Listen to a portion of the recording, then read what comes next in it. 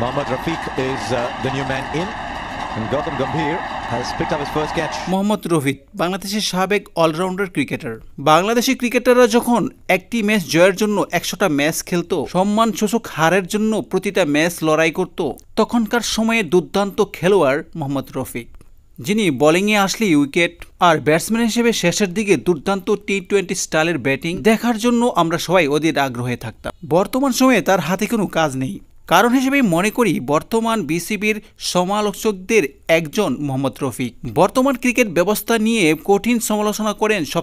তার লজিকে তার বর্তমান ক্রিকেট বোর্ডের যে অবকাঠামো তার কাছে মোটেও পছন্দ নয়। তবে আজকে আপনাদের মোহাম্মদ রফিকের ক্যারিয়ারের কাকতালীয় কিছু তথ্য জানাবো। Mohammad Rafiq one day career match খেলেন 125টি। মোহাম্মদ রফিকের ওয়ানডে উইকেটের সংখ্যাও 125টি। মোহাম্মদ রফিকের ওয়ানডে চারের সংখ্যা 110টি। সেই সাথে মোহাম্মদ রফিকের টেস্টে চারের সংখ্যাও 110টি। তার সাথে মোহাম্মদ রফিক টেস্ট ক্যারিয়ারের ব্যাট করেছেন 63 ইনিংস। সেই সাথে Mohammad Rafiq one day maiden over করেছেন 63টি। ওয়ানডেতে মোহাম্মদ রফিকের সেরা বোলিং র্যাঙ্কিং ছিল 19তম। টেস্ট রফিকের সেরা বোলিং র্যাঙ্কিং ছিল 19তম। মোহাম্মদ রফিকের ওয়ানডে বল খেলেছেন 1663টি, টেস্টে বল খেলেছেন 1630টি। দুই ফরম্যাটে বলের পার্থক্য ছিল 33টি। রফিকের ক্যারিয়ারে টেস্ট খেলেছেন 33টি।